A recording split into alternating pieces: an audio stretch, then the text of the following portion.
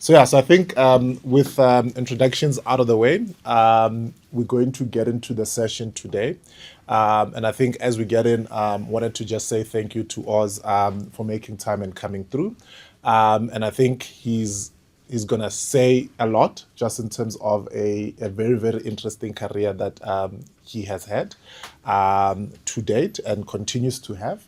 But I think the really, I think it just comes back to why the platform exists, right? Because I think on a day to day, you will probably never meet Oz, right? But in this platform, we're able to meet, engage, interact, ask as many questions as you want. Obviously timed because we do time our Q&A session. But I think over to you, Oz. I think what time do we? So we said that now it's 9:30, ne? So yeah, 10:30. So by 11 we'd wrap up. Yeah. So we've got 30 minutes for Q&A at 10:30, an hour dedicated to the keynote. But obviously, if that finishes either earlier or later, we'll work around it. But that's just the general timing. But yeah, I don't want to do too many introductions and spoil the other slides that you've got. So I'll just hand over to Oz. But thank you so much, Oz. Good morning, everyone. How is everyone good? I know one gentleman's feeling a little like myself. These mornings are early, and I think this morning not being a morning person thing for me was I picked it up, and when I go through the slides and the prezzo and who I am and what I've done, sure. You'll figure out why, because at some point I spent a bit of time in Paris and I loved the French culture, and they really don't start early. They kind of get into the office around 9:30, but they finish late. So we'll finish at like 7:30 and then they'll go out for a drink. So quite a lot of fun. So I'm gonna keep this pretty conversational. It's not gonna be this like serious, ultra serious Uber, but you'll get some depth. And then, in fact, let's keep it so conversational that I'm not rushing for time and waiting for you guys to do the Q&A. Stop me somewhere, ask questions, get the insight while it's still fresh. So we're not going back 3, 4, 5, 10 slides. So I want to keep it really conversational with you guys. So I've had a very interesting journey, which has, if I have to go that far back, and I think that's why I said my career in marketing essentially started from high school, in a sense. So that's why I say from Maganda, because I was at Graham College in high school. It's on the first slide. And then it ended up also sort of in boardrooms across sort of EMEA, and now I'm back in Johannesburg specifically. So and that's the relevance of this piece, by the way. So the agenda, I'm kind of going to take you through this journey, which I'll talk about my early interests and sort of background and how I really got into marketing. And then my first experiences I'll call them professional, this is what I do. I wake up and do this every single day. Then regional growth, sort of taking this opportunity to go regional, so from an African context, but how to make global brands relevant in an African context. And then moving abroad, which is where I worked on a lot of innovation and I got a bit of global recognition for that. And then actually getting into a global leadership role within the marketing space with Havana Club, which is, I'll get into that when I get there. And then taking a sabbatical. So having the opportunity again to be able to take a sabbatical and enjoy life and figure out what you're passionate about besides what you do every day for a living. And then my current chapter, which is I'm at the SABC, and then I'll give you sort of closing remarks to round everything up, and then my conclusion. And that's kind of how I'm going to walk you guys through it. So the opening remark for me So the opening remark for me and sort of the thinking, I've been in marketing for 12 years professionally. Like I'm saying, this is my 9 to 5, this is what I do for a living. But beyond that, I actually started my journey when I was 19 with a company named Student Village. So for me, I've kind of, through that journey, which is almost 20 years now, I'm giving away my age. I'm a bit of an ancient in this room. Maybe Nico might be competing with me there, the Eternals. So for me, it's how marketing is not just brand building, but cultural storytelling that drives growth. I think a lot of people and a lot of marketers when they're young really focus on this cultural storytelling, the culture, the culture, the culture, storytelling, stories, but they forget the second piece, drives growth. Why are you in business specifically? We need to drive growth, and we're the engine very often that drives growth, short term, mid term, long term. That's the thinking you've always got to take from a strategic approach. You've got the strategy long term. What are the tactics that allow you to hit these milestones that drive growth throughout? So and that's through, of course, your cultural storytelling. That's how you resonate with your consumers. But that's something I just thought, opening remark, we need to think about marketing that way, or at least based on my own experience over the last almost 20 years. Can I get the next slide? All right, so my passion for marketing, as I was saying to you guys sort of earlier on, and why in the first slide I talk about the journey starts in Makanda. So my passion for marketing really started in fact, my grade 11 year. And it was through eventing. So marketing at the time was just through eventing because, of course, I was in high school. And I was the head of the matric dance committee. So therefore, we do the dance for the matrics, and you have to understand how the consumer experience. And I thought about it, I remember the theme, in fact. The theme was sort of this Asian, Oriental, blah, blah, blah. And I copied that theme from a dance I went to maybe 2 years before that. And I was like, if I can take that, it's not about who does it first, it's about who does it best, right? So if I can take that exact same theme, which was at a different school, do it at my school for these guys, and you have to, I mean, if you guys did this whole matric dance thing, you have to pay, and there's a whole experience. If I could hit the entire and organize the entire thing with a team, and that brought me alive. And I did it really well for the guys at the time. I think from the years preceding and after that, the guys were like, that is probably the best matric dance we'd been to or seen. And the teachers were like, oh my God, this is amazing. So I remember that and how I felt more than anything else, besides the achievement but how I actually felt alive, and even the stress that it came with, and how it felt like a good stress. So I should have known then that, in fact, I should have been a marketer from the jump. But I, in fact, went to Wits and studied law. So I'm a law graduate. How that came about, again, very odd. Not that odd, really. I was a debater at school, a really good one. Colors, debate, national, blah, blah, all of that. I was a great history student. Again, top of the class of that. And this combination, and also loved John Grisham novels when people still read legal thrillers and everything else. So this combination of the three made perfect sense that I go study law at Wits. And the career path is pretty set. It's straightforward.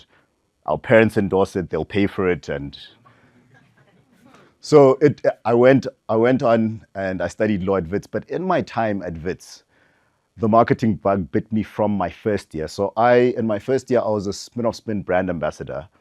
So there was a company called Student Village that Nico used to work for. That's how I've actually known him for almost 20 years. By the way, that's how I know we're ancients. And so these guys at Student Village saw something in me from a marketing perspective that they would make me the campus, not necessarily just the cool guy, but the guy who actually organizes parties. And I mean, primarily that's what, but actually it was a trial. It was a big trial, sampling, and trying to get this brand into the sort of students' repertoire as they enter into this sort of economic segment where now they've got the pocket money or they start working. And I would be the person who'd be organizing events and sampling sessions. So I was literally from 19, Mr. Party on campus. I don't know how I got through my law degree, by the way. But I did that for Spin-off Spin. So I was a Spin-off Spin agent. I was the youngest of the class, I think, to date. I mean, that program is now just been disbanded or it no longer exists. But I was the youngest at the time and the youngest ever at 19 to do that. And of course, having listened to when I was in grade 11, it makes sense perhaps why they would have seen something, because I'd come alive then. From there, while I was still studying law, I then moved on to being a campus manager for same company, Student Village, some incredible experiences. I was at the 2010 Soccer World Cup hosting the pre-campaign, which was this Gomfundo campaign that they had. And then at the actual World Cup, I got to watch like 8 games or something in Johannesburg where I was emceeing the Coca-Cola commercial display stand. So I got some really fantastic, again, cold face marketing where I'd be seeing what people do, how they react to brands, how they act around brands, the different repertoires. I mean, I still drink Nescafe Classic as my go-to coffee because it got sampled to me. I was doing an activation in university almost 20 years ago, and till this day, that's my go-to coffee. I don't think about anything else. So I, even from a both working and personal perspective, I got to really understand the consumer behavior, which is a big part of marketing. So root yourself in the consumer behavior, and that's where, so this is where it kind of starts. I then move over after Student Village to work at Red Bull as a student brand manager on campus. So then again, how to really get this now high-end niche product, or not niche, but it's a high-end product, into students' hands, repertoire, drinking repertoire, but at the same time, how to keep that positioning as this. I mean, it's still, Red Bull remains inexpensive. If you look at the margins that they probably make per can, it's still an expensive premium product. But I also got to understand that. So this really formed the groundwork before I'd even left varsity. Did not study marketing as my undergrad. The big thing about here, so all my extracurricular activities, including the fact that on top of all the stuff I was doing, I was also a party promoter. So I was doing my own events off campus during that same period of time. And in fact, off the back of those events, I don't know if you guys know the guys from Until. Those guys are that's family, and they saw me do this and live this world on campus and my university life. And they were like, I want to do that. So one of the guys is my cousin, and he was like, this is what I want to do for a living, full time. So I opted out, I went corporate. They were like, we're going to do this full time. So yeah, for them, I'm like a godfather of sorts when it comes to this, or one of, because they saw this through me. And so, yeah, that's, if there's anything you guys want to ask, inquire about here. I know it might not be the most relevant for you now because no one here is at varsity, or if they are, it's post-grad or so forth. But that's kind of my real deep foundation before I started working professionally in the marketing world. No questions?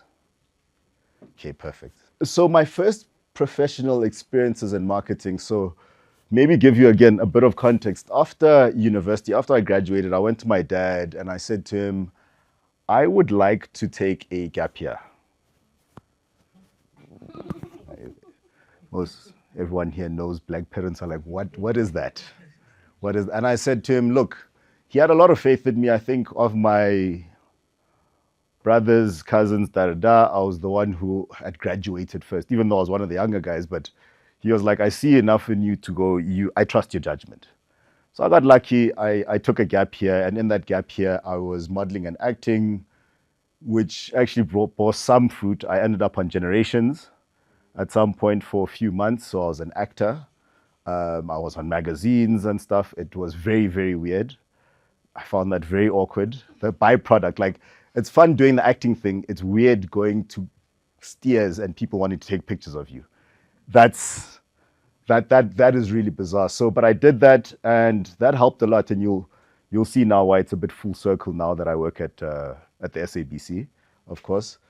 But my first experiences then post that was I joined SAB in the International Premium Beers division. So that the International Premium Beers for them at the time was Miller Genuine Draft, Peroni, Grolsch. It was these three brands that formed that portfolio. Within that portfolio, then I was tasked with looking after Miller Genuine Draft in Pretoria, which felt to me, I mean, I was deep in Joburg. I mean, look at the background of the eventing and and the glamour. And then they stuck me in Pretoria. And it felt like I was going back to the farms. I mean, having come from Grahamstown, of course. No. And I have to say that. I mean, not. And I was like, oh man, this is going to be. But it's the learnings that, again, it grounded me again. It took me a step back. Instead of doing what I know, it would have been easy to just put me in Joburg Central and North and go for it. But again, it took me out of my comfort zone once again, and allowed me to then think deeply about the consumer.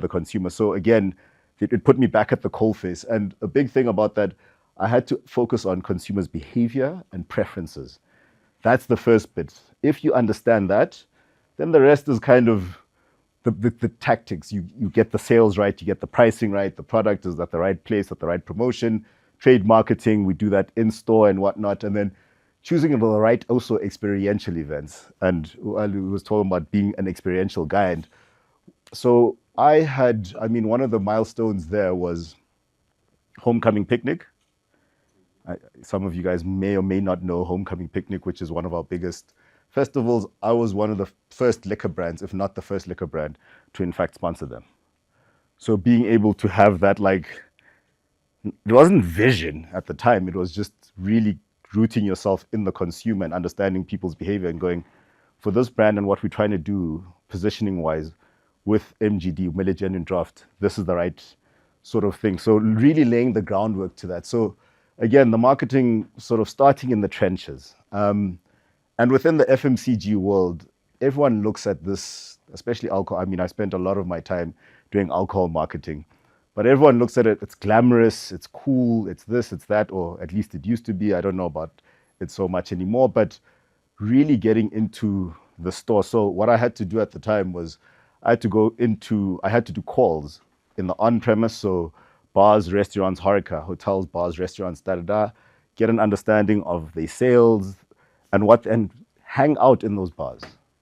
Literally hang out and get insights. So before you start promoting, before you start putting plans together, just go in and observe and be one with the consumer. So did that in the on-trade, in the off-trade. So you go to bottle stores from Thursday through to Sunday, and you'd literally just be there, an hour here, an hour there, or 30 minutes there.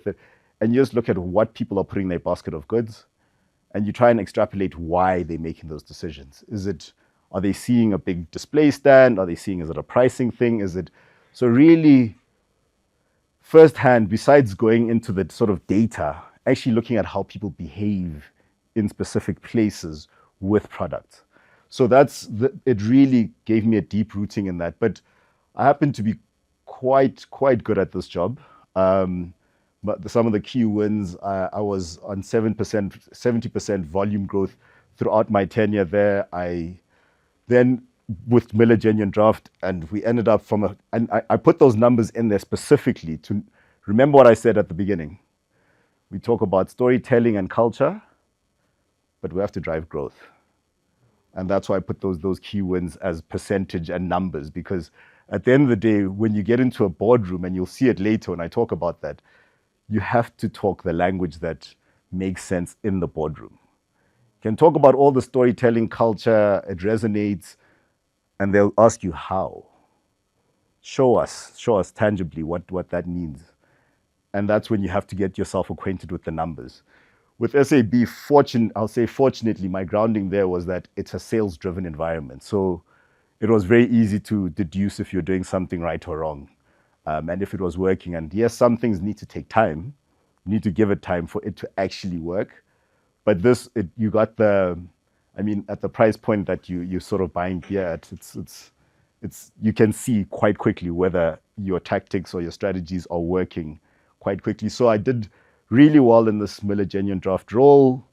And after a year and a bit, they were like, look, you seem like you're doing this thing with your eyes closed, so let's put you on even a tougher brand in a more competitive segment, which is they brought me back to Joburg, and they made me work on Grolsch within sort of this Joburg North area, it's tough because there's such a high concentration of money in the space. So you know that it's highly competitive. It's highly competitive. But I think around the same time, I was doing my postgrad diploma in management at Wits Business School, which the reason why I did that also was for me to accelerate this understanding on how to speak the boardroom language. So I understood intuitively how to do marketing. I'd been doing it since I was like 19. But how to then convert all of that, the fun activities and stuff I was doing, into tangibly what it means and how that translates into an executive. That was my thinking around that, and accelerating some of those different bits and pieces. So, anyways, I worked on Gross, which was in decline. I arrested the decline, turned it around, and as I turned it around in a very short period, I think within 6 months, I kind of within my area, I did the right things. It turned around. So I had a fantastic time at SAB, but then I decided to leave, which to my peers, that was madness, to be honest, because for them, they were like, look, it was from a value share perspective, I think there was 60% of the alcohol industry.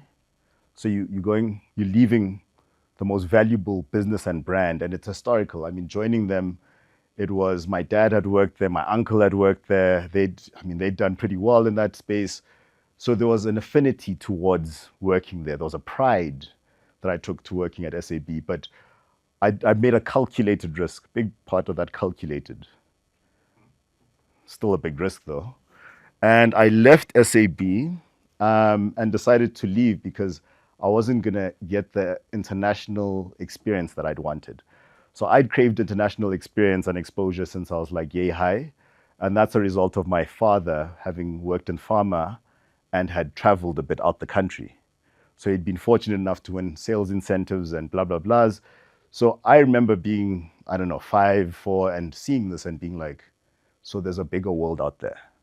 So that, again, full circle, it got implanted when I was 4 or 5 years old. And then I decided, I need to look for a business or brand that I'd be passionate about, but a business that would enable me to still fulfill my dreams. And so that's how I approached it. Again, any questions, by the way, for the previous slide or what I was talking about there from an SAB perspective? Can't talk about that business now because I've been out of it for a very long time. But yeah, that's privilege, pleasure, absolutely amazing experience working there. So, seeing now how big homecoming has become an institution, yeah. is that something, like you said, did you see it happening, or did you see, or it's just they were the only ones at the time? They weren't the only ones at the time, but they're the only ones at the time in Pretoria who understood that market better than anyone else, because they weren't the only guys I'd sponsored or worked with or partnered with during that time. But they're the only ones who were very well organized.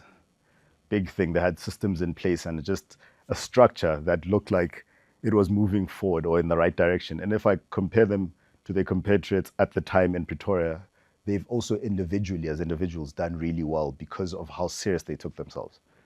It wasn't just fun. And I think similarly to the until guys, in fact, they took themselves seriously. It's a business. They've gone almost 10 years, if not 10 years now. So they took the business of what they were doing and what experience and value they were bringing to the consumer. They took that seriously from the get-go. And that was the difference between them. And so, yes, I saw that at the time. And yeah, I can see what they've done now. And it makes perfect sense for me. I mean, there's many different proprietary events and properties that have come through. If you think about, there was Garden of Eden, there was All Love Sundays, there was that. The guys, those were great. Those were phenomenal. And I know some of the guys who did those. And if I do, again, a comparative analysis of, these were even cooler, I would say, at some point. The All Love Sundays and da-da-da. Were competing in a very tough market. Joburg is a tough market, and people are always looking for the next best thing. The moment it feels like it's about to be mainstream, people move. So you've got a highly shifting audience, whereas perhaps in Pretoria, they're not shifting as quickly. So maybe you have a bit of time to cultivate something, where in Joburg, you don't have much time. Maybe if in 3 goes or 3 tries, it's not working or it's not, people move. But even if it is working, people still want to move. So it's a very tough audience in Johannesburg. For Pretoria, great. Guys in Joburg, you have to continuously reinvent. You have to continue. Sunday Roast, which they ended, I think, last year after several years, because at some point they realized, guys, we need to call it a day. They were doing well, but they knew at some point, call it while you're on a high before it starts going down. And because Joburgers have a thing of really moving, the culture moves here. So, but again, in both instances, and the big thing for me is the guys took themselves seriously and understood the value that they were bringing to the consumer and continuously tried to ensure that they continue delivering that value. Sure. Any other questions? I'm not a scary speaker, am I? Feels like, so make sure people are like, this guy's like a dragon. No. Then I got into, before I get into the sort of regional growth and blah, blah, blah, I then moved over to Pernod Ricard to work on a brand that I was incredibly passionate about, which was Jameson. It remains one of my passion brands, and if not my most favorite brand that I've worked on. And that's because of how the global team let SA be SA. That was, I think South Africa was in a very fortunate position when I joined this brand and this business at Pernod Ricard. So coming out of SAB, I wanted the international exposure, da da da da da. So not just the brands I was working on, because I was already working on international brands, but the exposure to global. At SAB, it was very hierarchical, very laid, big business. So you had to be probably a brand director before you start speaking to global, or marketing manager, not quite junior.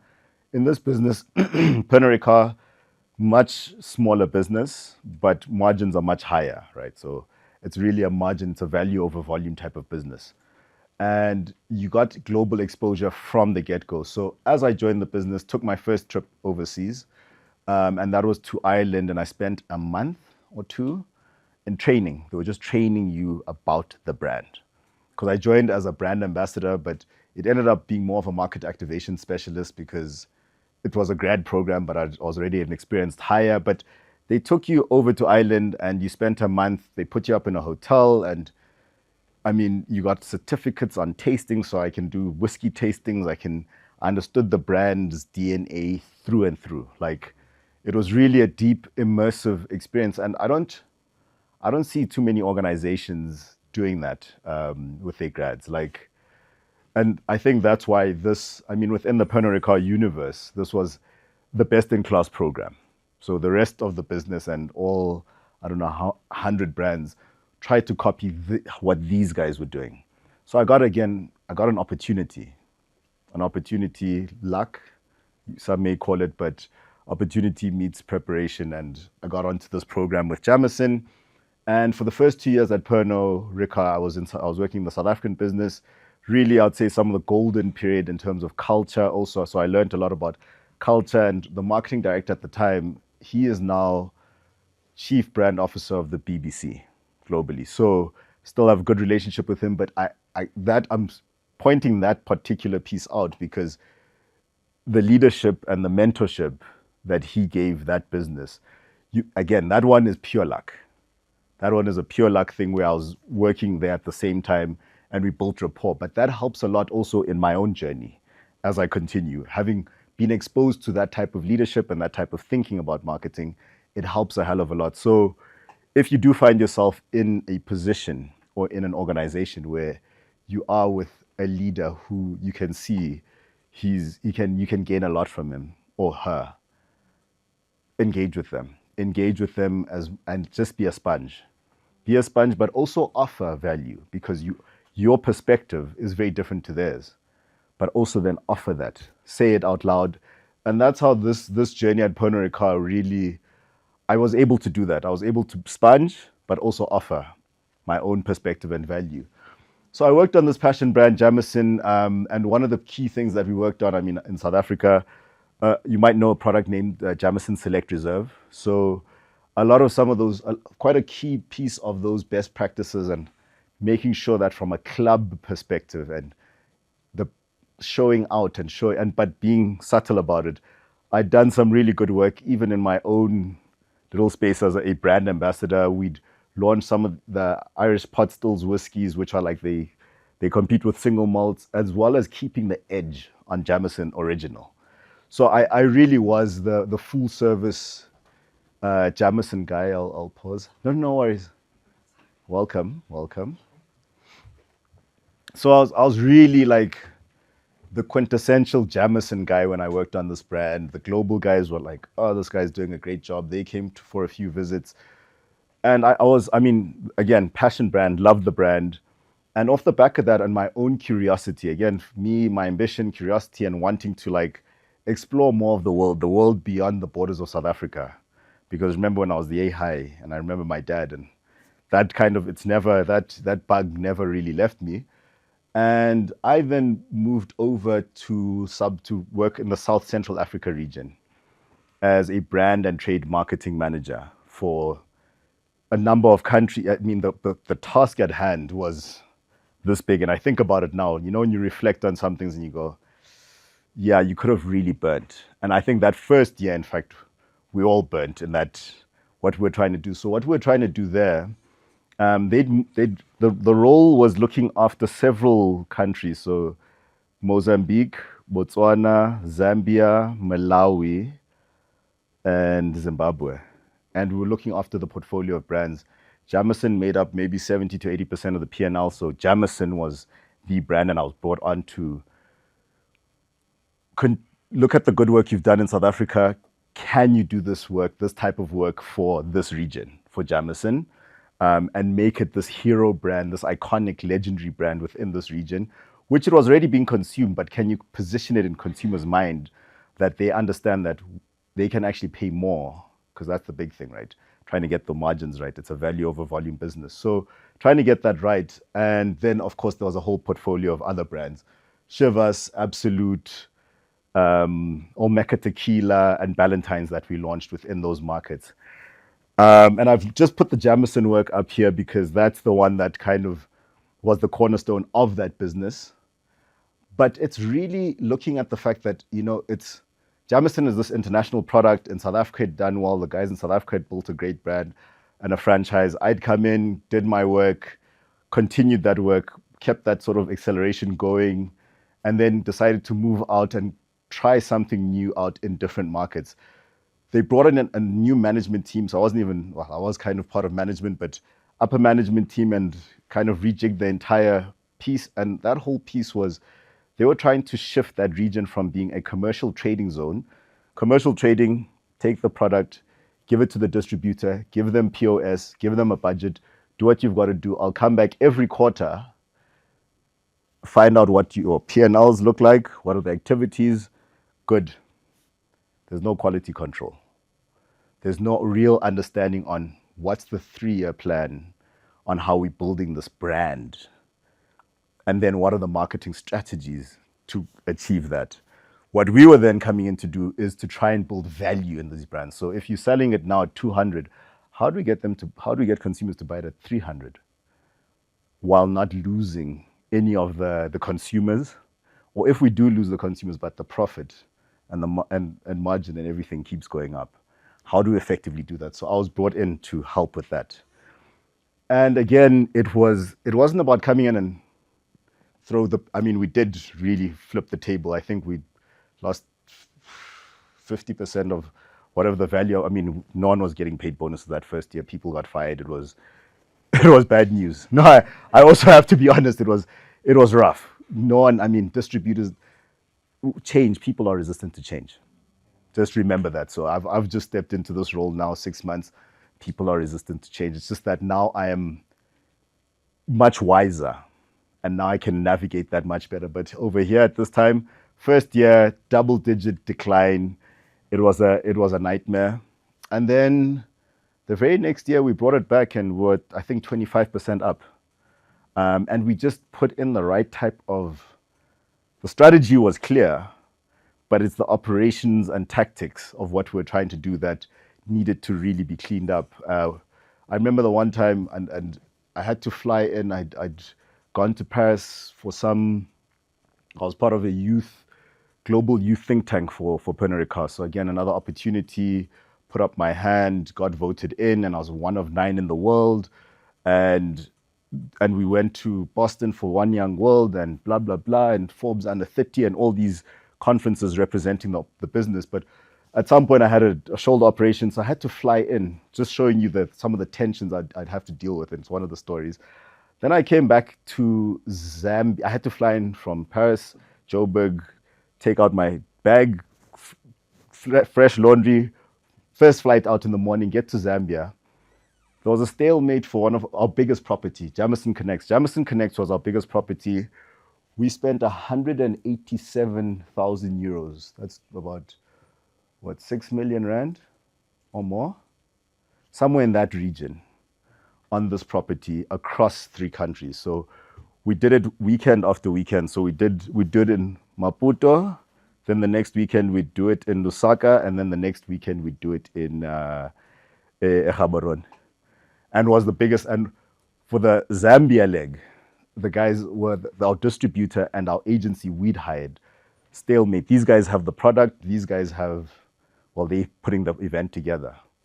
And I had to fly in, with my little sling and everything else, sit in this room and bring these people together and go, look, guys, if we don't do this, oh, sorry, I can see it might be a touchy subject to you. But if we don't do this, there's going to be consequences. And it's going to be consequences for all of us. I mean, based on last year, we didn't do well. The numbers came through. People got fired. Some of the faces are no longer in this room. If we don't do this, but anyways, I managed to conflict resolution. So this was probably my favorite role, working across SSA, but really going in, looking at what the global guys were doing. So this Jamison connects the thinking, and then going, what are the passion points that consumers have that are actually universal, and how do you translate those specifically into that market and make it relevant for that market? So I mean, we're playing Jamison Pong. I mean, it's like beer pong. It's a global thing, but it was a lot of fun because people then would come in and it was a full Jamison immersive day. And not, in fact, just those pure premium cues, but actually making it feel premium but accessible. That was the whole thinking. How do you make it feel premium but accessible? So even that gourmet food it's an accessible thing, gourmet food, but if you actually think about how much you pay for it, it's quite premium. But it feels accessible because it's chilled. So it's chilled, but it's premium. So those were kind of the things. So there was that, again, that piece of cultural relevance and localizations turned brands into community assets, not just products.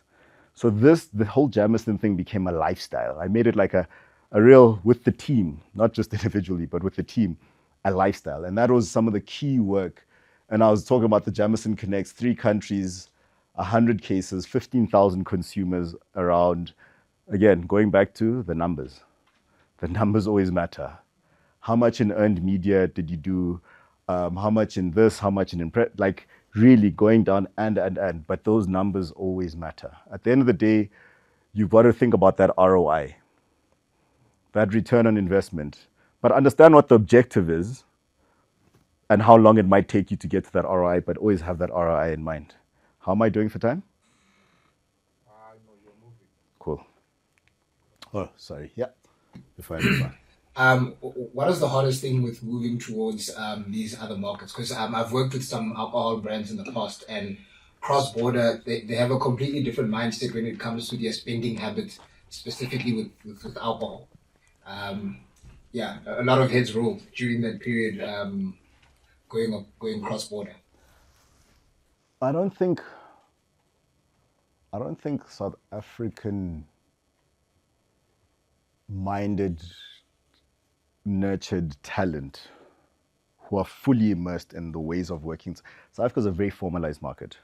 So the retail channels, the value chains, and everything else are so certain. There's data also. You go across the border, your route to market is different. It's not the same. South Africa, you give it to whoever, Johnny's Liquors, they take it to ShopRite, The value chain is very simple to follow. The margins are very simple everything is simple. It's formalized. It's very structured. It's very formal. Now, if you've been like super raised in that, you start losing your mind a bit when you move into that space. There's no data. That's another thing. There's no data. You just, when they say marketing is part science, part art, you're just arting there. You're just arting there. You just have to go in with the feel. Like I spent so much time in Zambia or in the market, Zambia and Botswana. Zambia was the main one because that's the one we're trying to get right. Our route to market was zigzagging to get in. So that wasn't what I was working on, but I had to understand. And then trying to then build and charge consumers the right price and get the right price. Something like pricing you need to get right, because your margins, if your margins aren't right, you'll see it in your P&L, and then your P&L, and then you look at people and you go, we can't pay all of you guys. So you guys need to go. And we too. So you can see the operating models, in fact, for SSA, for these alcohol brands and businesses, keeps changing. They keep changing because, and also it's a young continent. So also consumer preferences and what they're doing, and then you don't have the data to tell you what's happening. So you have to spend. Now, in South Africa, you can likely get away with sitting there because everything, the value chains are so set, so you can see on the data, okay, this has gone up, this has gone down, da da da. There, you don't have the luxury of sitting and going. You have to always be in the market every week or every second week. The number of times I was just activating and me having to be there to see what is happening, what is everyone drinking, why are they drinking it, da da da. But for me, it felt natural because remember at SAB, that's what I was doing. I was fortunate to fall into that role. So for me, this role was also like, that's fine. But a lot of people don't have that. So then something's happening, they don't see it. They pick it up 6 months later, their brand's now feeling obsolete, but things happen very slow. They tend to happen very slow, then very fast. So they didn't notice it from the jump. They were like, no, maybe it's a bad month. Because people always want to talk away and reaffirm what they know. No, it's a bad month. The weather wasn't good. Da da da da da da da da da. They haven't gone in to actually see that people are no longer drinking your product. But why? Maybe it's a pricing thing. Maybe you ask why, and the taste is not the drink or how they're offering it. People drinking it with soda, but actually they should be drinking it with ginger ale. Just something as small as that. But they spend time with, and that's the challenge with working outside the borders. I think you was first then. Okay, go for it.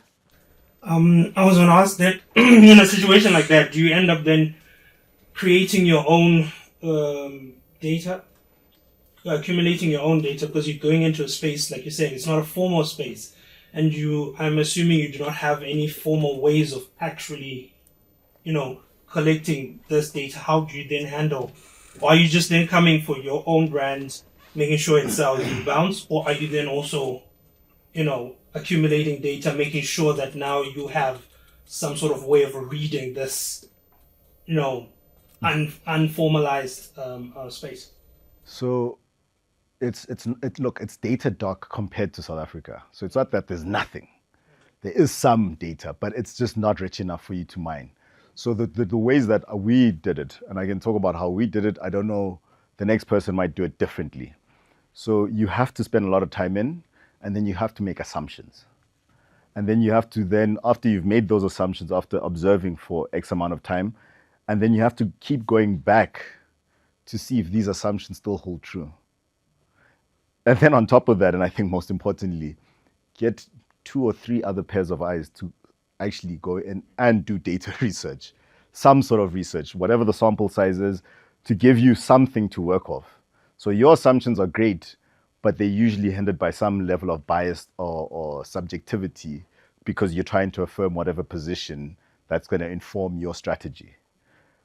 Get a second and a third pair of eyes, hire a company to go in and try and get some other levels of data or types of data and thinking that can hopefully even challenge your assumptions and then challenge your strategy.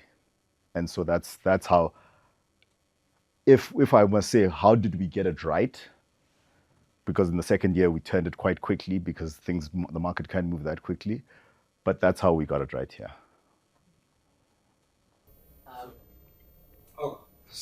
Yeah. I just wanted to. So you decided. So you said, okay, how do I go? What are the global insights that will work in that global human truths, right? yeah. So global truths, yeah. So what I'm trying to think is, in that situation, it would have been I would have gone hyper local, right, to try to connect to those people. How did you make the decision to go try to get a global strand that would connect everybody, instead of going, okay, in Zambia, this is what they do, this is why I'll sell it to them this way, instead of going, how do we get a global? Yeah. So there's some things that work globally that you can make work locally, and you just have to add that local flavor to it, right? So in the drinks, it would be a Jameson ginger ale. That was the global drink strategy, right? It happened to really work in Zambia too because they've got a sweet palate. Maybe you add a local spice to just localize it, and that's it. Same thing with the gourmet food was a global thing, you know. Food trucks and all of that was a thing.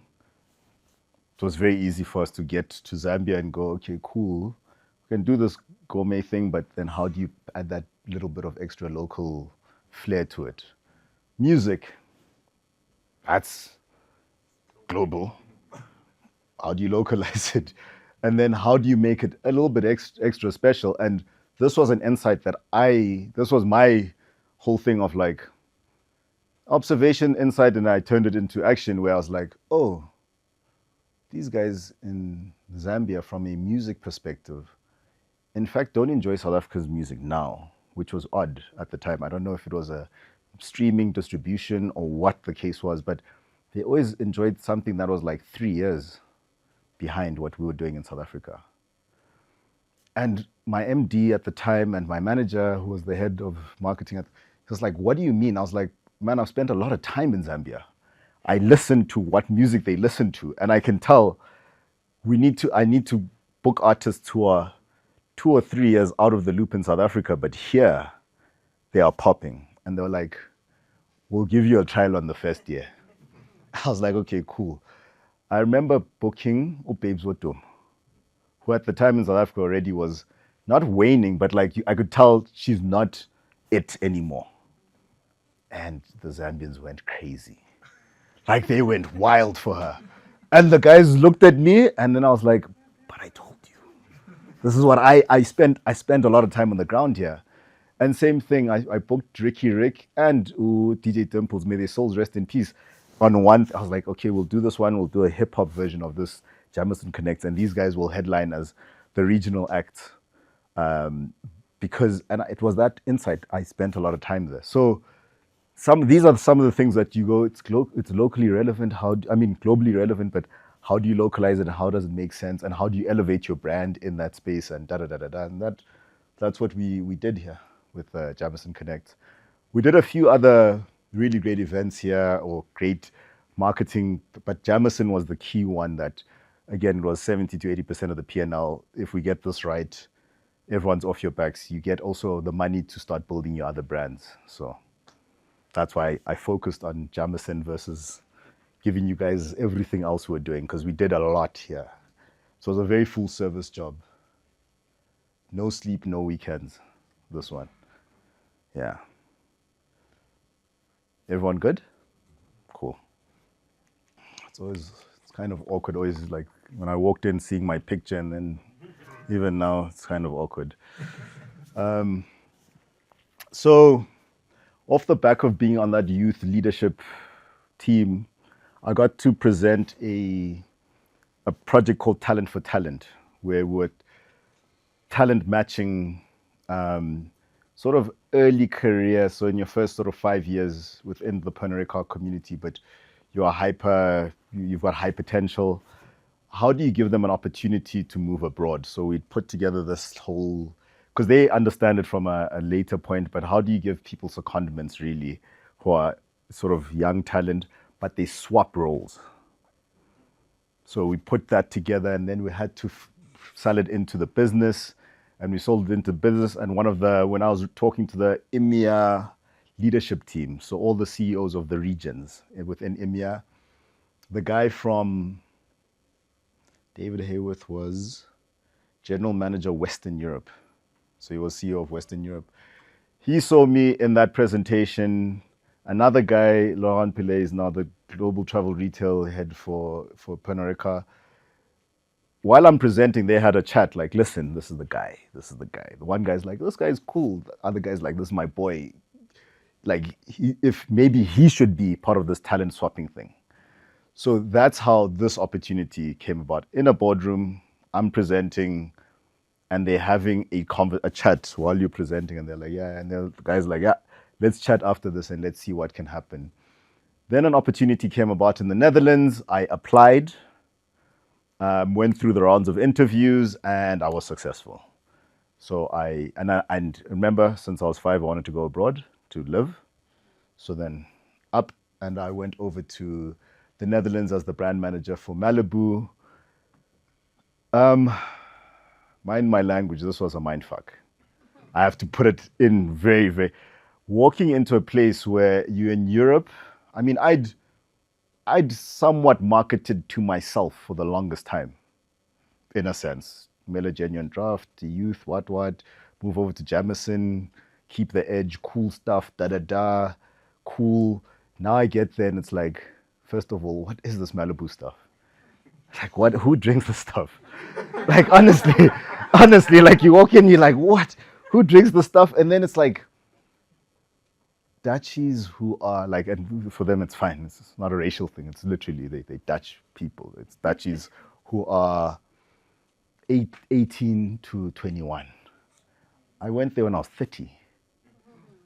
So that's why, like, completely out of my comfort zone.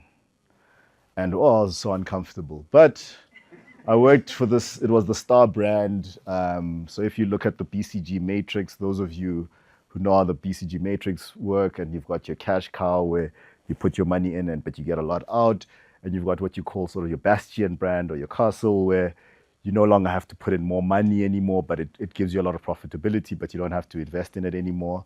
Then you've got your question mark. I'm not quite sure what to do here, but da. And then you've got to divest, and then the last segment or the last quarter. So we had the same thing at Pernod Ricard. So when I used the word star brand, it was the cash cow. Lots of investment, but it yields the results. It's very receptive to A&P. It's very receptive to investment. So I worked on this brand, Malibu, and they expanded the role in time, and they expanded the region. So it went from being in the Netherlands and then the Benelux, and then I also had to look after Kahlua, which is a coffee liqueur, and Viborova, which is a vodka. And Malibu was it's really an innovation brand. Innovate, so we had a pipeline management where we'd have 2 permanent SKUs and 1 innovation every summer. So every summer you'd have to bring in an innovation. So working on this innovation cycle of bringing in innovation and and launching every year is something I hadn't really been doing in my previous lives. You know, I was just building the brand or building that franchise of the brand, which was very easy. And then in this particular role, it was innovate. And also going in and going, what's the best way to reach this 18 to 21-year-old and speak in their language, in their never mind the fact that it was like in Dutch, but just in every way possible, localize this global brand into and for them it was digital first. So also remember, I was coming from South Central Africa, where I'd built a social media strategy and put the guys in, but content calendars, it was the traditional way of doing things. And then now you move over here and it's like, look, we need Snapchat filters every other month. We need to try and get onto TikTok. We need to try and do, so it was always, everything was like hyper digitized. And then my marketing director at the time, then came to me and was like, look, how do we get into gaming? Because gaming, I mean, even if you look at the numbers globally at this point in time, gaming is on a tearaway. It's gone. It's so far. So it's not about TV. It's not about music. There's this passion point that's been bubbling under to maybe us, but in the world out there, it's hundreds of billions worth. So how do we get into gaming? And this was the campaign. Then I kind of got into where I was using technology and creativity to amplify consumer engagement. We're launching a new SKU, but how do we get into or utilize Snapchat? Because Snapchat was where we realized we were getting a lot of value for money and purchase within, because this was very much hyper local, understanding what global needed, but really, and for the brand and icon of summer, that was Malibu. So how do we get this right? And we did this, in fact, in COVID. So again, the insight was how long people are waiting and what do they do when they wait. for their tram or their train or whatever the case may be. So on a poster, so if you see up there, let's see if there's a pointer. No, not really working. Or there. So that's what the poster looked like, but it was on a big sort of board. The tram's over there, and you'll see it in a moment. And let's see if it plays.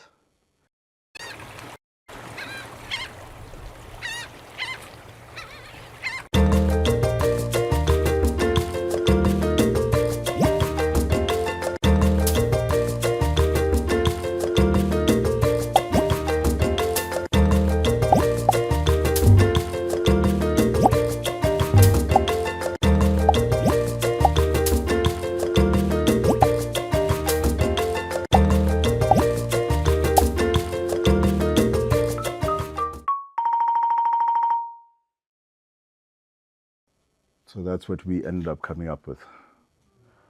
Yeah, if we're thinking then from an ARA perspective, so legal drinking, advertising, responsible advertising, the global guys wrapped us over the knuckles until they understood that there's still age gates and filters, and there's this piece, and alcohol, and all of that. But we really here. So it did really well from a innovation perspective and an innovative thinking, and doing the full service of innovation, new product launch, utilizing technology, and within the technology, using augmented reality on a billboard that is in fact interactive. So when you think about it, it was really a sort of full service on innovation. Again, the numbers matter, and I didn't even put them up here, but we did a 9% CAGR year on year in my time there. So for the 3 years I was there, compounded annual growth rate. These are things you guys need to, marketeers, not this cool stuff only, not this fun stuff only. We must chat the numbers. And one of the key ones, we noticed that there was a global trend on watermelon flavor. So during this time, also launched the best launch of flavor launch at the time, which was Malibu watermelon, which did phenomenally well in this market. Like really shot the roof off in terms of, again, incremental margins, incremental volume. So this is your baseline. When you introduce this thing, what does it do above your expectation? And so we did really well on that. On top of this, even from a strategic thinking, so not just getting into gaming, the global campaign prior to this was the Malibu Games. So almost remember Takeshi's Castle and all this gaming. So Malibu used to fly out these influencers to Punta Cana or these tropical islands and put together like this whole gaming piece. So we also had a big influencer marketing piece to this. So I didn't even include it here, where I would then take the global campaign, localize it through storytelling. And I think for this particular year, it was Malibu Summer Stories, because everyone started feeling nostalgic about summer. It was during COVID. So we couldn't go out anymore. Again, the insight of people want to sit around and drink with their friends, because people were still allowed to drink in the Netherlands. But now people are going to have to be probably telling stories about summers past. So we got these influencers together, and they were telling stories while drinking Malibu. And then some of the cutaway shots and everything was them mixing cocktails with our new flavors, also drinking the RTDs. So that's how you're integrating the full thing. So we're still working with influencers, but we could no longer use the Malibu Games because no one could fly anywhere. So that entire property had to die as a global campaign, and baseline for what we're doing had to die. But we stayed with gaming, we stayed with influencers, we stayed with launching new products within this constrained environment, and that's what we did it. That's how we did it. We innovated. And we got that CAGR, that word. 9%, we kept going. So it was a really good time. We won. We won. I mean, again, I was fortunate again. I want to go back to it. I was fortunate again. I worked with a very superb team. If I look at that entirety of that team, and collaborated.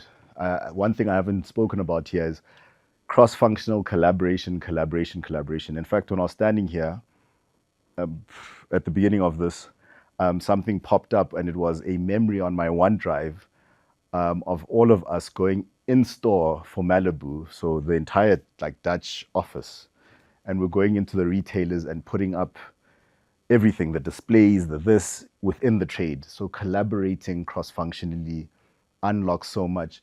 I used to sit with my social media guys and team, mining the data, and sometimes I'd tell them, look, I've come from a background where I understand like the art and I can tell you what's going to work. They're like, how do you know? I'm like, I'm outside all the time and I can see what people are enjoying and I can see what the trends are. So one of them was these bucket hats, and I remember getting into it with one of the key account managers, and she was like, "This is not gonna work." I was like, "This thing is very cool. Bucket hats are cool. This thing's gonna work." And she was like, "This is not. It's never." And I was like, "Okay, let's try it. If it doesn't work, I'll eat my hat, and I will, terra likota. I'll eat my hat." Versus, it worked because I could see what the trends were. Same thing. Even when we were picking content, I'd be like, this will work, this won't. He's like, how do you know? I'm like, bro, trust me. I was literally like, just trust me, bro. I was really a trust me, bro kind of guy. And it worked. And honestly, like, actually 100% of the time it worked. And I was like, I can see what good looks like. I've spent enough time now in the market to do this. But I had to spend time in market, be out there, and work cross-functionally, trust the people. I mean, I didn't deliver this by myself. We had an agency we worked with, and my team, we put this thing together. Worked with a gun, again, mentorship, worked with an incredible manager and marketing director. They had already won these global awards within the Pernod Ricard world. This is, in fact, if we must attribute it to him, this was like his fourth win in like 4 years. It was a first for Malibu, in fact. First for Malibu in the Pernod Ricard world. It was the fourth for him. But I was just fortunate again, and I recognized that. Sponged, give value here. Today, he remains one of my mentors and career sponsors. So again, giving you back that we did some great work, but we still have a really close relationship even now. So this was really a good time, and I was really a Malibro. Not that I was really drinking much Malibu, but yeah, fun times. Any questions with regards to my journey in the Netherlands and from a work perspective? No? Quick one. So going from, like you said, you went in with the whole team, to do that whole thing. As your career has now moved forward, how are you gonna? Because I'm hearing a lot of your story is on the ground, touching with your hands, right? Now that you're getting further and further away from the ground, so to speak, in your career, how are you gonna then still use that as an advantage or as a leverage to get things done right? I'm still an on the ground kind of guy. So in as much as I will sit in the exco, I'll go get invited to the exco meeting to present this or present that. The number one thing is still being able to go, what's actually happening on the ground. So yes, like I trust the people I work with, but I also trust my own eyes. And I also trust my own ears. So I listen and I watch so I'll still continue to be an on the ground kind of guy. It's okay to put things on PowerPoint and do these presentations, and everyone's like, go back to the ground, go see, because the trends are shifting, and maybe someone else, we don't see things the same way. And so I'll consistently be an on the ground kind of guy. No, down. Okay. Then global leadership with Havana Club. So Havana Club International, it's a joint venture between the Cuban government and Pernod Ricard. Very interesting structure. So taught me a lot about working within constraints, but also taught me a lot about the art of scaling ideas. Because here I was working across, I think, 23 markets and trying to figure out a way to reposition the brand from being this like Cuba, mojito, that kind of festival, and making it an urban contemporary brand. So I got in when it had already, that journey had already started, but how do we get the markets to buy in? And there's a lot of C-suite engagements here when I'm chatting to CEOs, CMOs, chief commercial officers within the Pernod Ricard world, big countries, and how do you convince them that you need to let go of this view of like Cuba and cocktails, and understand that this can actually fight as an urban contemporary brand where you can drink it over ice and da da da, and rum.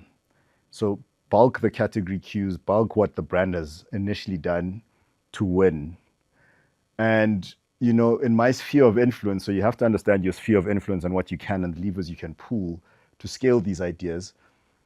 For me, it really, the key win came from festivals. So Pernod Ricard had negotiated a group deal with Tomorrowland, biggest festival in the world, 600,000 people. I went to Tomorrowland. I'd done the activation there. It was fantastic. It was a great experience. Got to see it. The control room is wildest thing I've ever seen. They build a city for like 3 weeks. 600,000 people, so 200,000 per weekend. It's the wildest thing you'll ever. It's incredible. But I was like, okay, I see this hype, but it's not aligned to the brand. This puts the brand still back. This cocktails, and can we move this thing? Take this A&P, take this money, and let's do a test, then optimize TLO. So I did a lot of TLOing in the previous role in Netherlands, and I was like, and this one it will be an activity TLO. Let's put money behind Open Air Frauenfeld in Switzerland, which is one of the biggest hip hop festivals in Western Europe, and that's what we're gonna do, and see how this works. And if we get this right, team, the consumer journey, visibility and everything, drinks, strategy and everything, we can. And I was like, trust, we can influence the rest of the region, because that region made up like 50, 60%, maybe even 70% of the P&L. So if we can get this one country, which was relatively small, right, everyone else will want to follow. So this was the just a video of the work that we did.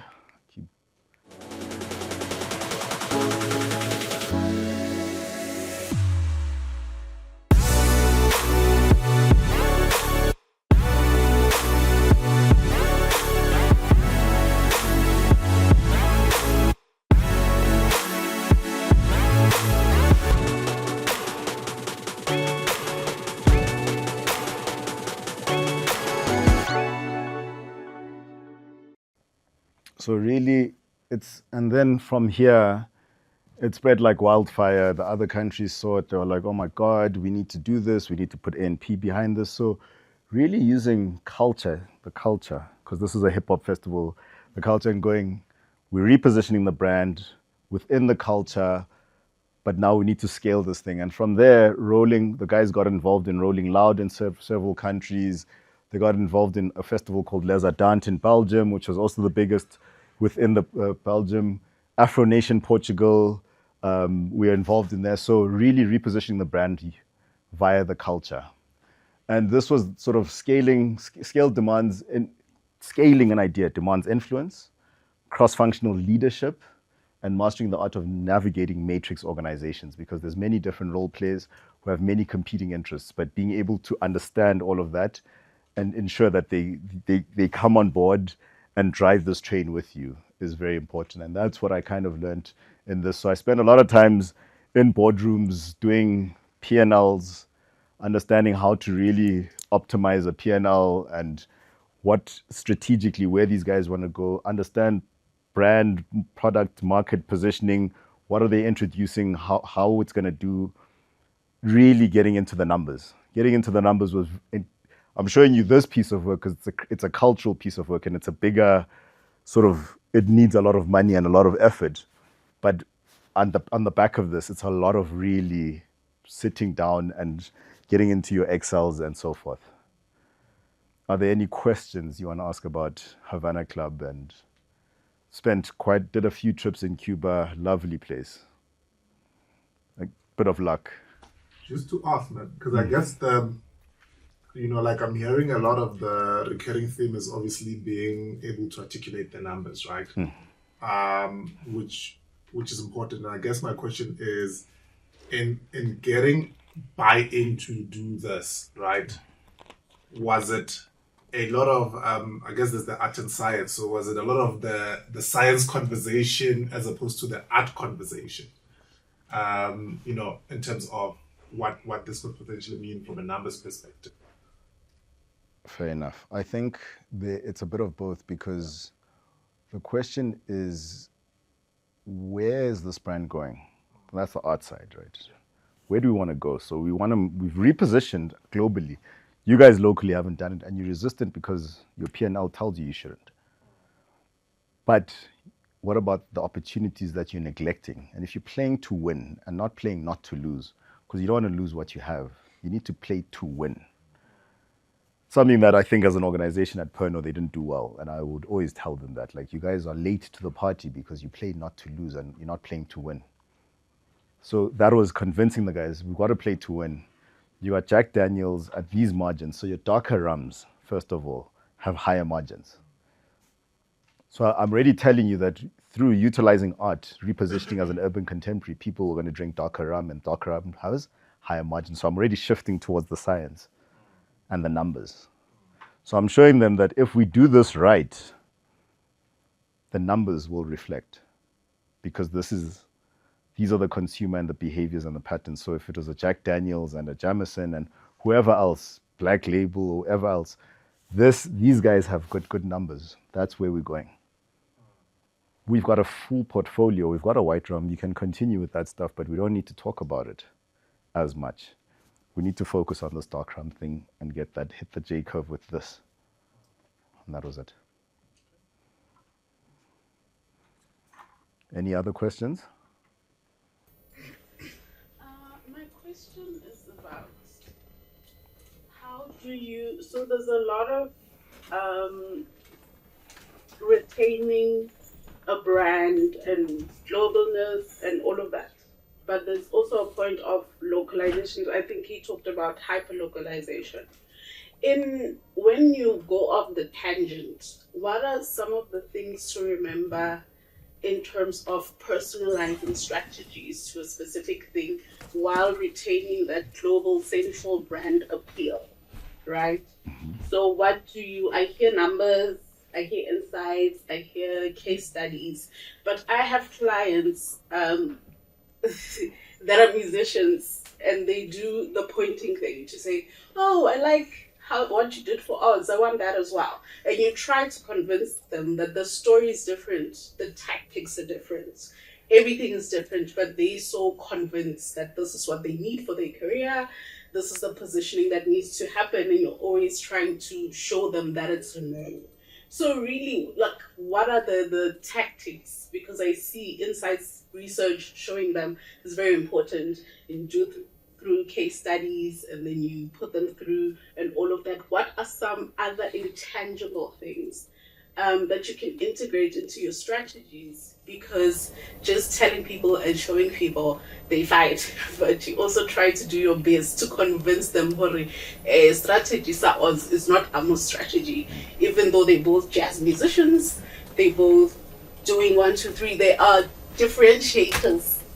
So how do you, what's the language? What's the language of seduction or something? It's tough.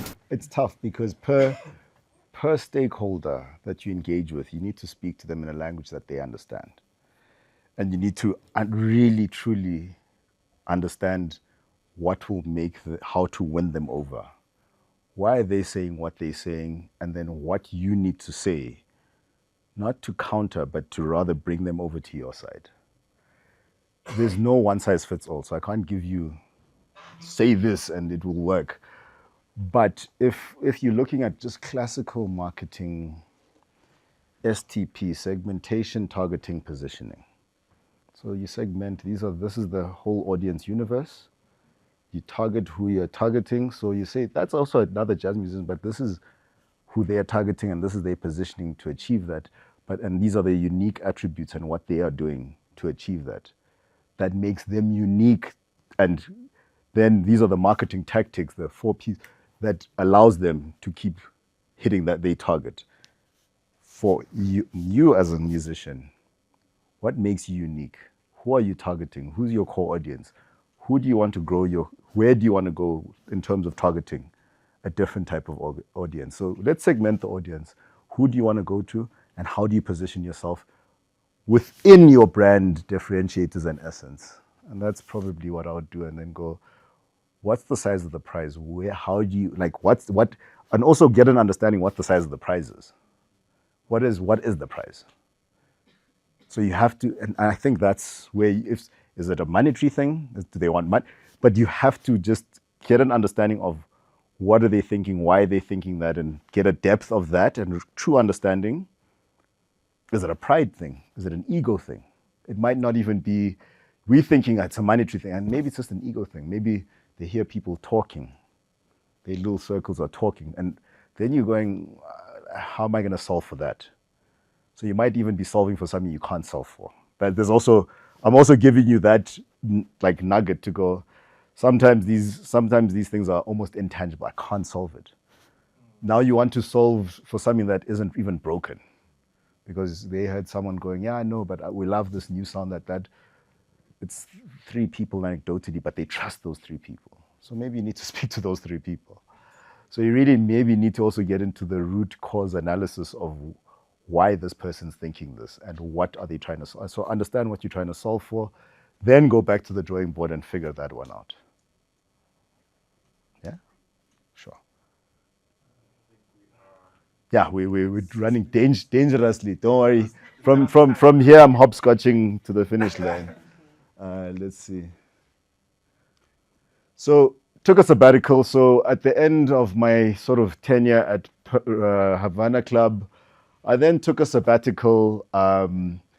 Business was reorganizing. They wanted me to do something else or try something else out, and I didn't want to do that. So then I asked, after 10 years, show me the money. And I did. So I decided to stay in Paris instead of just coming home, and I enjoyed the Summer Olympics. I did some consulting work. Funny enough, I spent a lot of time flying back and forth into South Africa to spend time with family, because I hadn't spent much time because of COVID with family.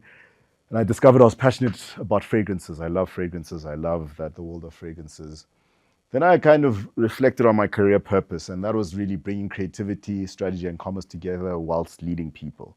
So the leading people was something tangible impact with people, leading people, not just in cross-functionally, but every day, really making them better versions of themselves, or giving them a platform and showing them that. And then the key lesson for me here was sometimes stepping back is the boldest career move, and it gives clarity and perspective. I was fortunate enough to have saved and gotten a decent enough payout to do this, so I did it. And this is just a video of watching volleyball.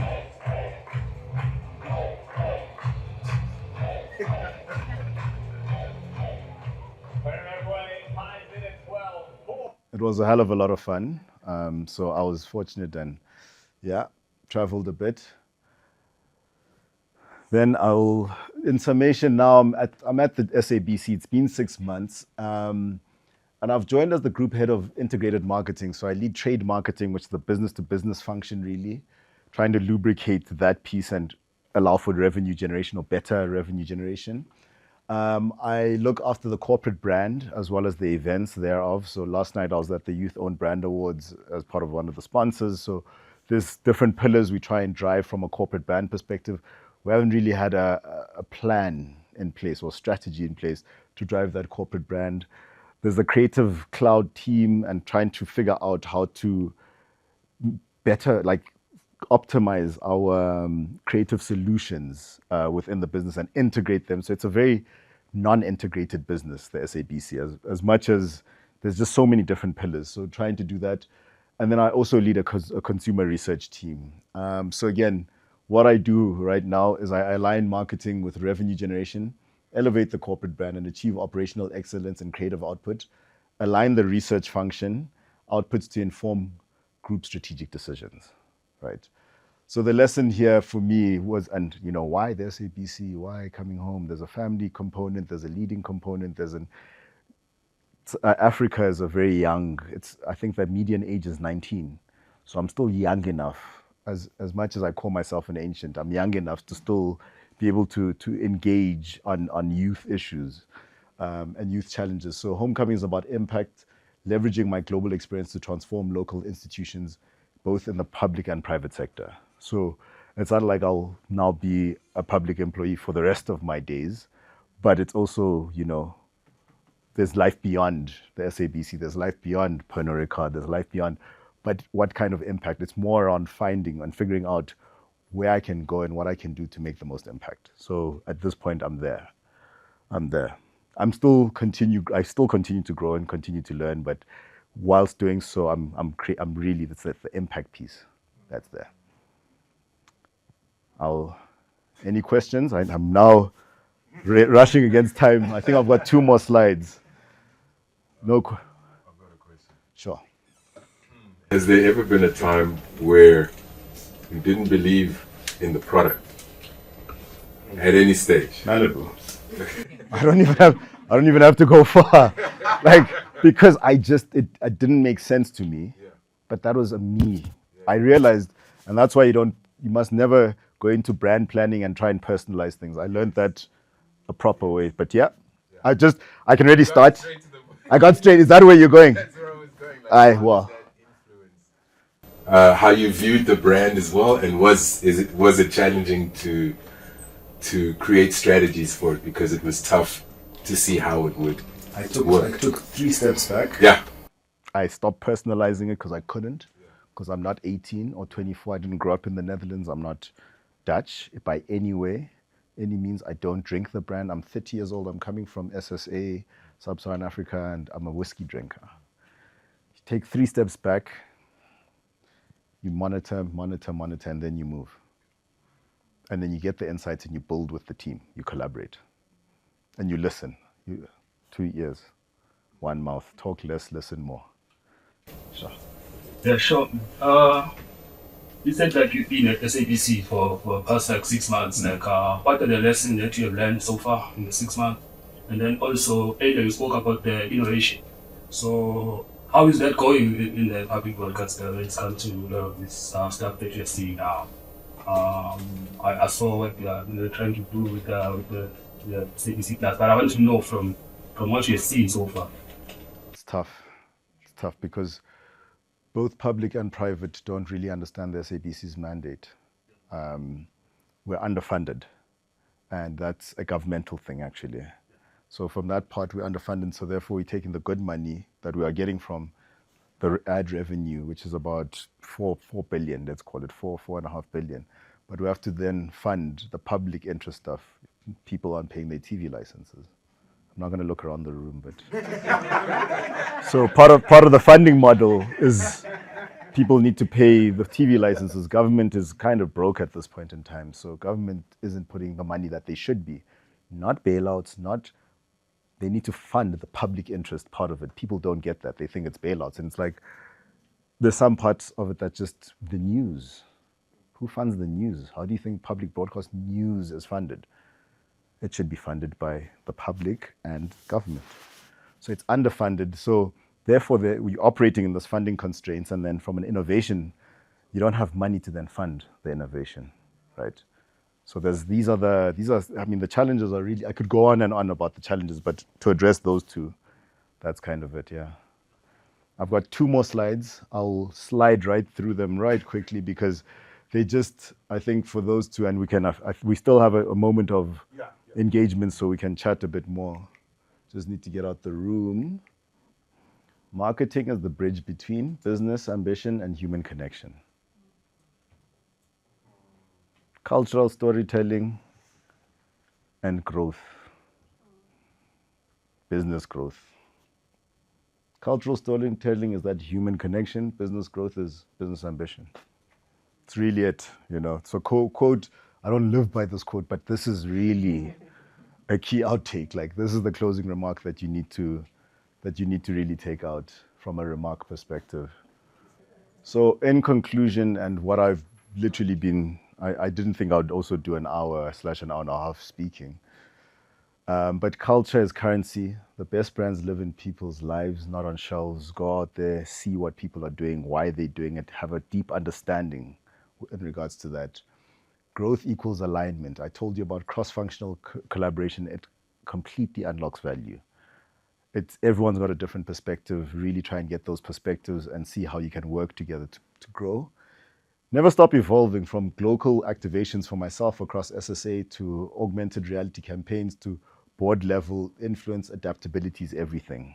And that's what I was saying. Really get to the root cause of things and really get an understanding of people and businesses, brands, and consumers. Inspiring others, that's kind of me at this point, sharing insights to motivate and inspire others on their own professional journeys. So that's what I'm here to do. And forever remain curious, guys. Forever remain curious. The moment you stop remaining curious or you stop being curious, you're done. Change careers. Change careers. Go do something that does not require you to be curious, because marketing, it's tiring, because you always have to evolve and just remain curious because the world around you is always shifting, especially on this continent. Maybe go try and be like Europe, perhaps, like somewhere in Europe where it's a little bit slower. But here it's always moving, so you have to remain curious. Thanks, guys.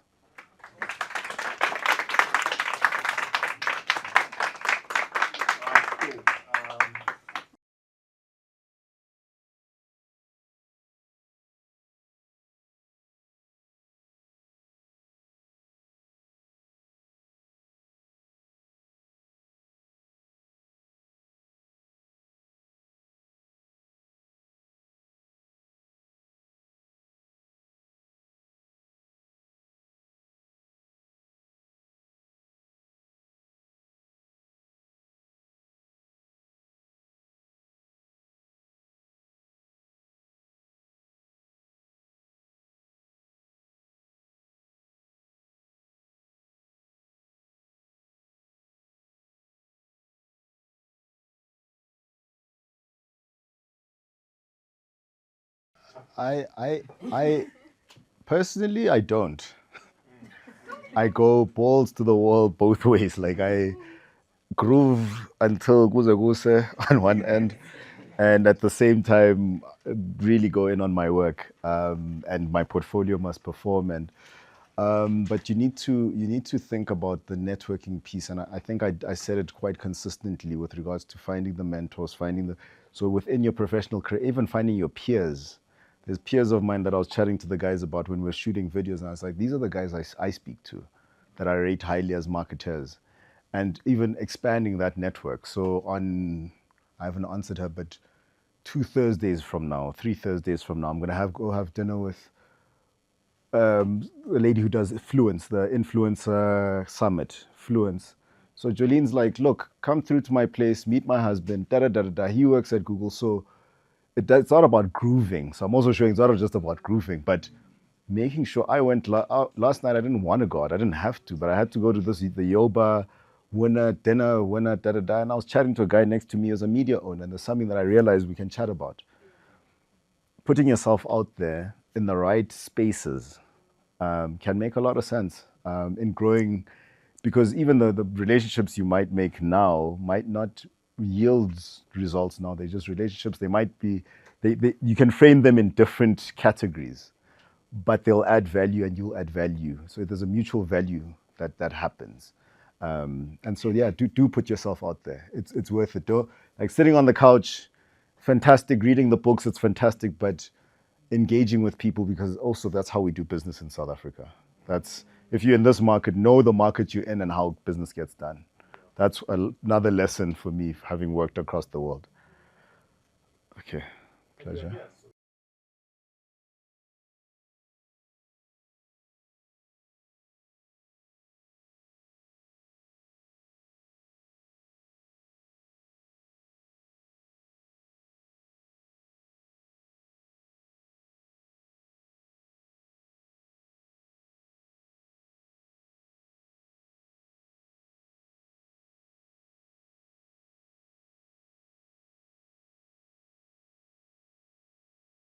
So it's a great question, because I've just stepped into the B2B world. And what in fact the guys did, fortunately, I'd say for me, was by the time I joined, they'd actually commissioned a study with regards to the media buying industry. So agencies as well as end user of whatever, the guys who actually get the media plans or pay for them. And they were looking at specifically from our organization, what are we lacking? What are the perceptions from a brand? Do they know the brand? Do they understand the brand? If they don't, what's missing? Da da da. What are they what are their views of our service. So we'd commissioned a study, in fact, with regards to that. We can get into depth of that study when we're chatting one-on-one. I'm happy to sort of talk you through some of that. So and I'm utilizing that piece of information or that data and the recommendations to inform my trade marketing strategy and from a B2B, and what are the key pillars that I need to then utilize to drive that growth within that space. Yeah.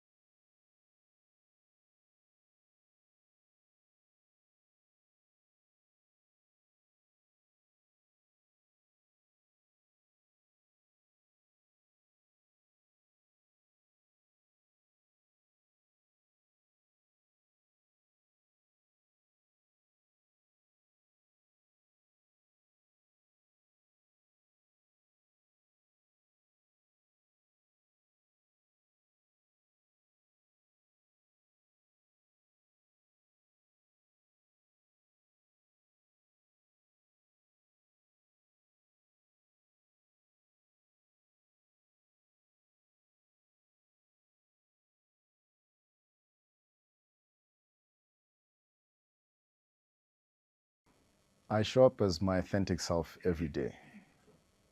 Having lived the life I've lived, the way I've grown up in the different environments and societies and everything else, I've got a range because of how I've grown up, and I won't get into it, but I've got my ranges, but I show up. If I'm going to wear a full suit whilst marketing Malibu, that's what I'm going to do.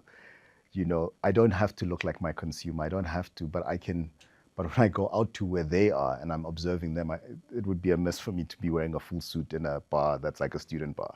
That's just, do you want to stand out? What's wrong with you, bro? Like, relax. So show up as your authentic self every day.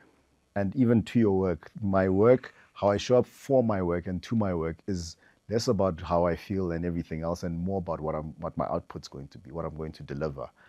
I promise growth.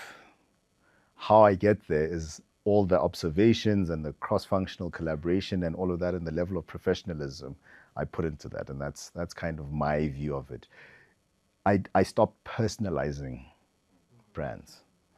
I did a lot of personalizing of brands up until a specific point because it worked. It was easy. That was such an easy thing for me.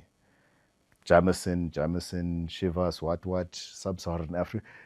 People look like me, feel like me, think like me, or whatever the case may be, or a portion of me, so it was easy. But when I got there, it was like, okay, cool. No one looks like me, thinks like me. But what my unique selling point is that I am me and I'm able to observe. I've got all these insights and way to draw insights without looking at, and bless you, and the feeling and understanding. And that's why I said there's a lot of art that I go, this is going to work. Trust me, bro. How? And you're like, I've lived such a full life across so much. I know that this is what people are going to like. I understand the reading of people. So that's it.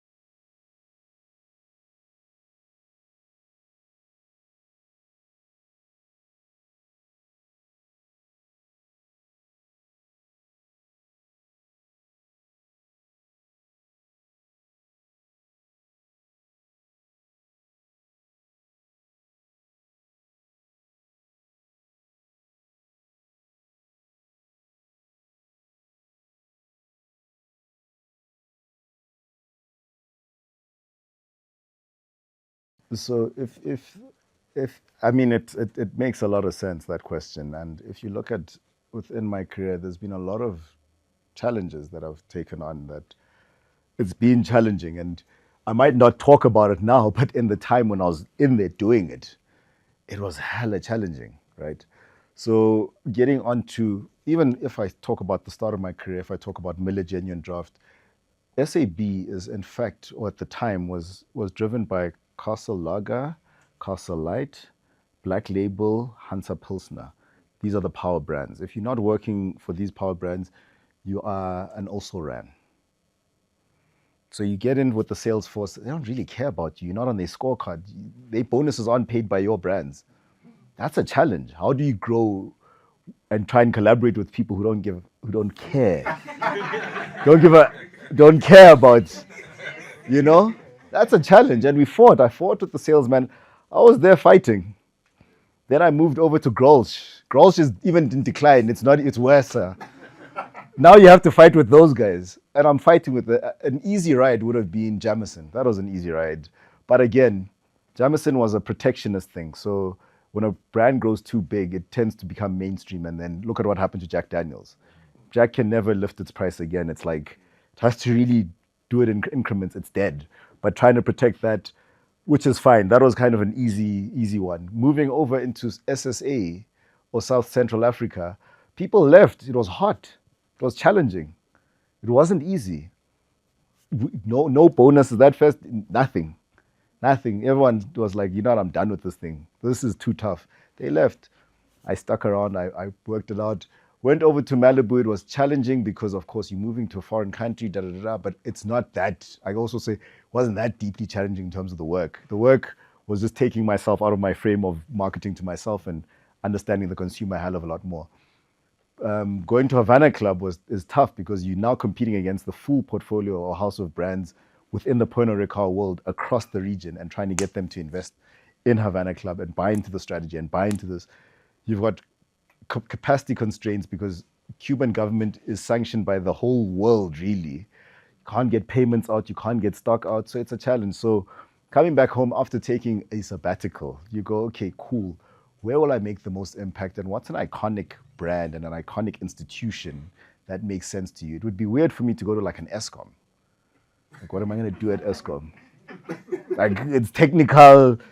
Like, someone's going to ask me, yeah, we have no electricity. And I'm like, bro, I don't know what I must do now. I can't, I'm in marketing or sales. I don't know. We're paying higher tariffs for my brother. I don't know what I must do for you.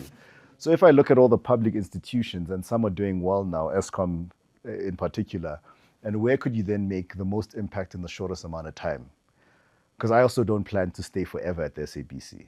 And that's why I was saying in both public and private institutions, that seemed like a right landing space for me to come in, create those quick wins, and make that impact that would also make me feel good.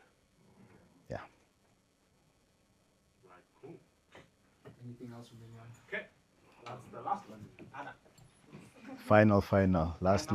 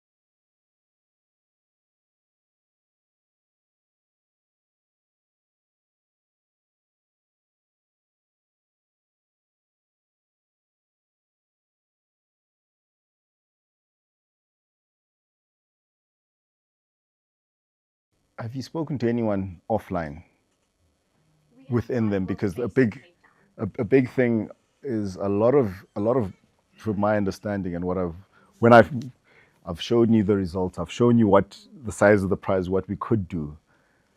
There could be something else there. I encounter that right now. There's something in my current workspace where I realize that perhaps I'm not going to. This is also the saddest thing sometimes where you go, I'm not going to be able to change this because there's interests somewhere within this system or people that don't want it to change. And you are unable to change. There's also that harsh reality where you go, I mean, I had a meeting and I showed them, I said, I want to do this. I can't work with these guys. I said, you can't not work with them because of 1, 2, 3, 4. And I was like, well, for a year, I'm not doing it. I literally said, I'm not doing this, which is a fantastic idea. I'm not doing this idea because these guys are going to waste my time. And I don't have time to waste. So I'm going to focus on what I can focus on. It's not defeat. It's also understanding where you put your energies, right? And that's a big thing. So my recommendation, having done everything, it sounds like you've tried all avenues, is when you have a face-to-face, if you can get that, offline though, because online I can tell you nothing, it's not happening by the sound of things. Just that snapshot you've given me. Go offline. What's really going on, guys? Like, we've showed you the benefits. Are you trying to grow? Are you not trying to grow? Where's the resistance coming from? And ask that question. Like, of course, get there, but don't just ask straight, but get that whole, and maybe you'll find out what the real underlying factors are and why that resistance is there. Because it's no longer a business thing sometimes. Is it a business process thing? It's not, it doesn't make business sense anymore. So therefore it might be a personal thing. And that's when you have to speak offline to people. Sure. It's a pleasure.